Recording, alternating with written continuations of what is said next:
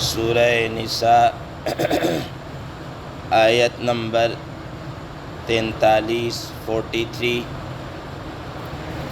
آپ حضرات کے پاس پیج نمبر ہے 167 سیکنڈ لاسٹ لائن ہے۔ اعوذ باللہ من الشیطان الرجیم بسم اللہ الرحمن الرحیم یا ایہا الذین آمنوا لا تقربوا الصلاة وانتم سکارى حتى تعلموا ما تقولون ولا جنبا إلا عابري سبيل حتى تغتسلوا وإن كنتم مرضى أو على سفر أو جاء أحد منكم من الغائط أو لامستم النساء فلم تجدوا ماء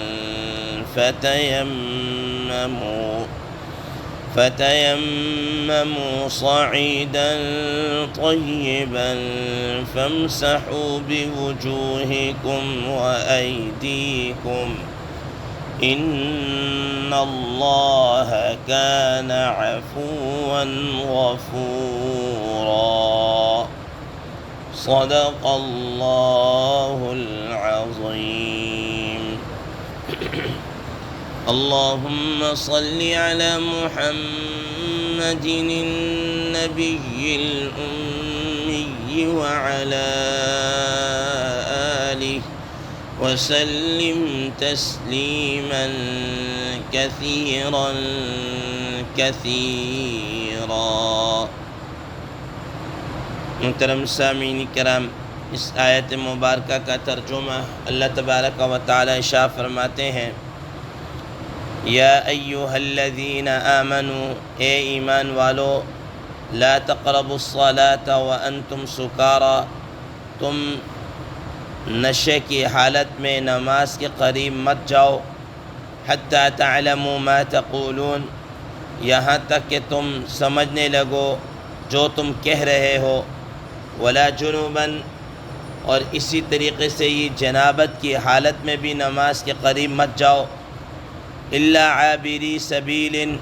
مگر یہ کہ تم مسافر ہو، حتی تغتسلوا، یہاں تک کہ تم غسل کر لو، وَإِن كُنتُم مَّرْضَىٰ أَوْ عَلَىٰ سَفَرٍ، اور اگر تم بیمار ہو یا حالت سفر میں ہو، أَوْ جَاءَ أَحَدٌ مِّنكُم مِّنَ الْغَائِطِ،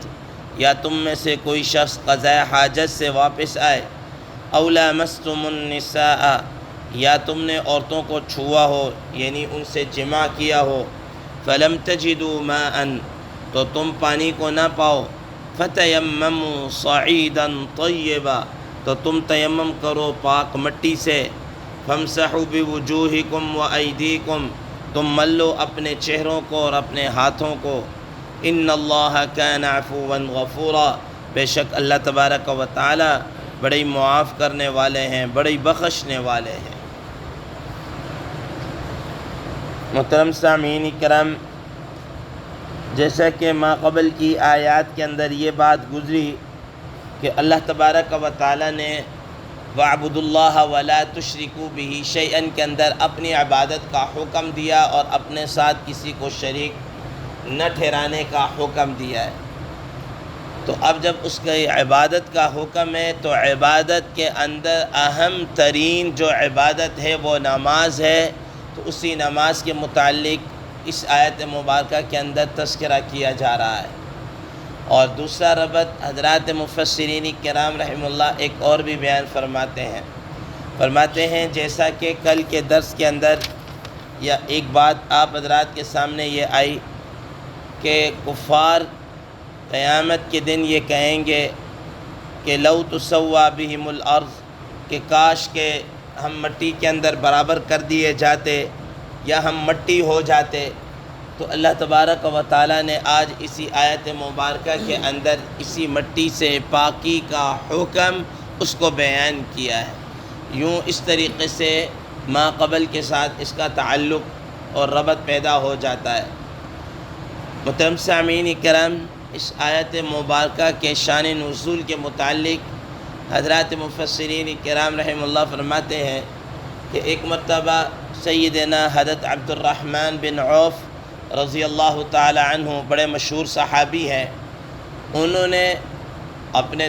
ساتھیوں کی دعوت کی، جیسا کہ دوستوں کے اندر گیدرنگ ہوتی ہے ویسے عبد الرحمن بن عوف رضی اللہ تعالی عنہ نے بھی اپنے ساتھیوں کی دعوت کی، اور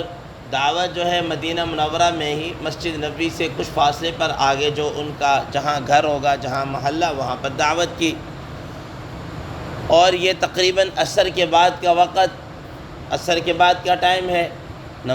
دعوت کے اندر جہاں کھانا پینا تھا وہاں پر عربوں کی عادت کے مطابق پینے پلانے کا بھی شغل تھا،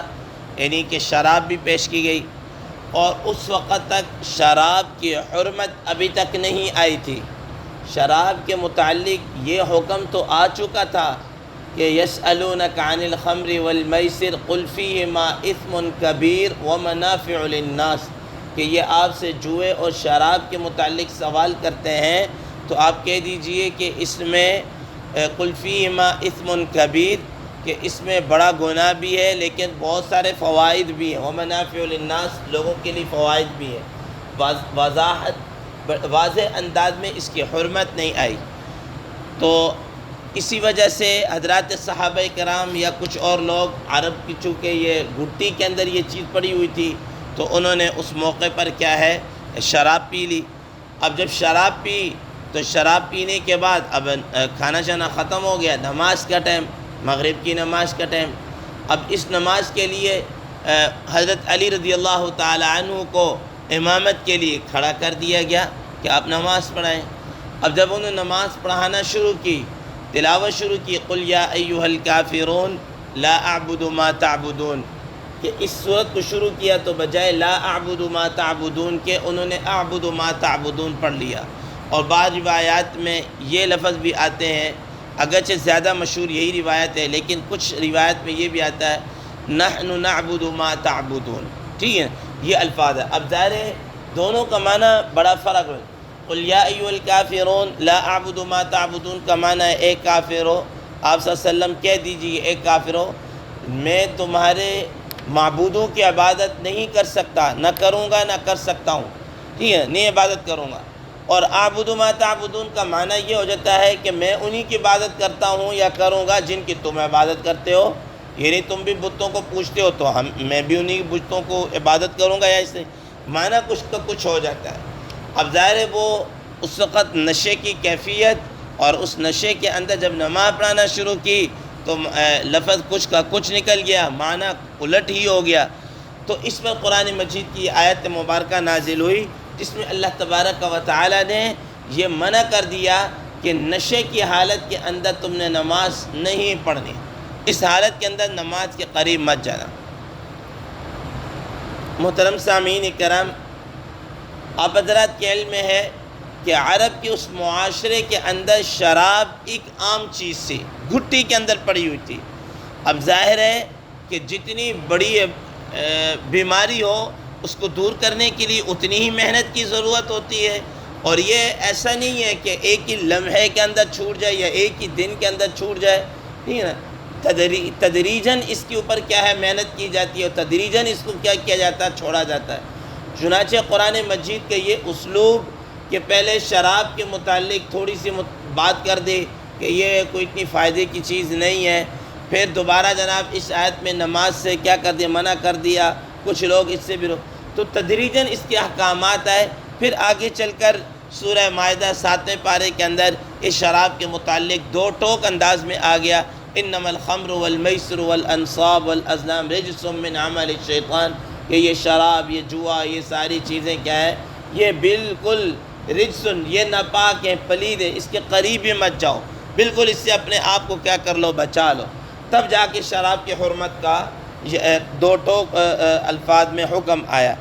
لیکن یہاں پر چونکہ ابھی منع نہیں کیا گیا تھا، اس لیے حضرات صحابہ کرام رضوان اللہ تعالی علیہ مجمعین میں سے اس وقت کچھ نہ کچھ یہ شغل کیا ہے جاری تھا، لیکن دوران نماز کیا کر دیا گیا، منع کر دی گئی۔ محترم سامعین کرام، حضرات مفسرین کرام رحمہ اللہ اب اسی سے ایک اور بات بھی ذکر کرتے ہیں، فرماتے ہیں کہ اس کا مطلب یہ ہوا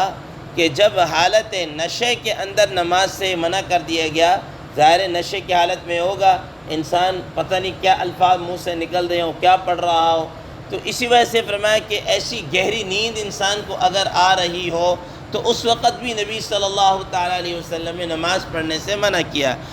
علامہ قرطبی رحمہ اللہ نے اس موقع پر اس آیت کے تحت ایک حدیث نقل کی ہے، جس کا معنی یہ ہے کہ رسول اللہ صلی اللہ تعالیٰ علیہ وسلم نے ارشاد فرمایا کہ جب تمہیں اتنی گہری نیند ہو کہ تم نماز، تو اس وقت نماز کے قریب مت جاؤ، کہ میں بھی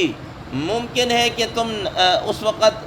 دعا مانگ رہے ہو یا اللہ تعالیٰ سے استغفار کر رہے ہو، استغفار مانگ رہے ہو، مغفرت طلب کر رہے ہو، اور تمہارے اندر نیند کے غلبے کی وجہ سے تمہارے منہ سے کیا بد دعائیں نکل رہی ہوں یا گالیاں نکل رہی ہوں، ٹھیک ہے نا، انسان کو کیا پتہ چلتا ہے نیند کے اندر جب انسان ہوتا ہے کیا کچھ کہہ رہا ہوتا ہے۔ تو ایسی گہری نیند کی حالت کے اندر بھی جب گہری نیند آ رہی ہو تو اس وقت بھی نبی صلی اللہ علیہ وسلم نے فرمایا کہ تم پہلے جا کر سو جاؤ، آرام کر لو، جب تمہاری نیند کا غلبہ کم ہو جائے تو پھر تم کیا کر لو، نماز پڑھ لو، تم پھر کیا کر لو، اس نماز کو ادا کر لو۔ تو فرمایا یا ایھا الذین آمنوا، اے ایمان والو، لا تقربوا الصلاۃ، تم نماز کے قریب مت جاؤ، کس حالت میں، وانتم سکارا، نشے کی حالت کے اندر ہو تو تم نماز کے قریب مت جاؤ، حتی تعلموا ما تقولون، یعنی اس حد تک نشہ تمہارا ختم ہو جائے یا اس حد تک نیند تمہاری کیا ہو جائے، ختم ہو جائے، حتی تعلموا ما تقولون، کہ تمہیں پتہ ہو، تمہارے علم میں ہونا چاہیے کہ تم کہہ کیا رہے ہو،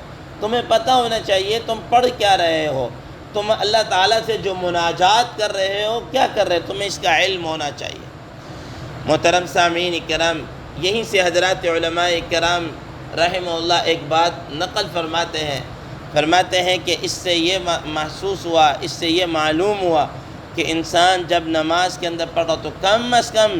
جو کہہ رہا ہے، جو پڑھ رہا ہے، اس کے میننگ اور اس کا معنی اور مفہوم تو اس کو کیا ہے، پتہ ہونا چاہیے کہ میں اللہ تعالیٰ سے کیا گفتگو کر رہا ہوں۔ محترم سامعین کرام، ہمارا المیہ یہ ہے کہ ہم تقریباً ایک عرصے سے نماز پڑھ رہے ہیں، لیکن ہمیں نماز کی جانکاری نہیں ہے، ہمیں نماز کا معنی اور مفہوم کا پتہ ہی نہیں ہے کہ ہم التحیات للہ والصلوات والطیبات کیا اللہ تعالیٰ سے گفتگو کر رہے ہیں، یا اگر ہم میں سے کسی کو کچھ صورتیں یاد ہیں، الم تر کیف فعل ربک باصحاب الفیل الم یجعل کیدہم فی تضلیل، محض الفاظ کا تو ہمیں پتہ ہے لیکن آگے اس کے معنی اور مفہوم کا نہیں پتہ۔ ہم روزمرہ الحمدللہ رب العالمین الرحمن الرحیم مالک یوم الدین پڑھتے ہیں، لیکن اس کا ترجمہ، اس کا مفہوم کہ کیا میں اللہ تعالیٰ کی حمد و ثنا بیان کر رہا ہوں، ہمیں پتہ نہیں ہے۔ تو علماء کرام نے رحمہ اللہ فرماتے ہیں کہ اس کا مطلب یہ ہے کہ کم از کم اتنا انسان کو پتہ ہو کہ جو نماز کی ورڈنگ ہے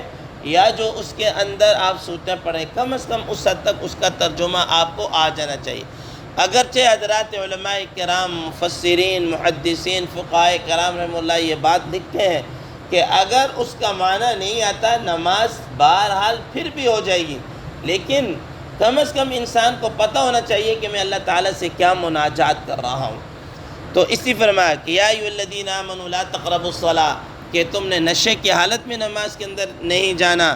اور حتی تعلموا ما تقولون، یہاں تک کہ تم جان لو جو تم کیا ہے کہہ رہے ہو، ولا جنبا الا عابری سبیل، اسی طریقے سے تم نے حالت جنابت کے اندر بھی کیا ہے نماز کے قریب نہیں جانا، الا یہ کہ تم کیا ہو، حالت سفر کے اندر ہو۔ محترم سامعین کرام، مزید اس کے متعلق انشاءاللہ عزیز کل کے درس میں ذکر کیا جائے گا۔ اللہ تبارک و تعالی جو کہا پڑھا اس پر سننا عمل کرنے کی توفیق عطا فرمائے۔ وآخر دعوانا ان الحمد للہ رب العالمین۔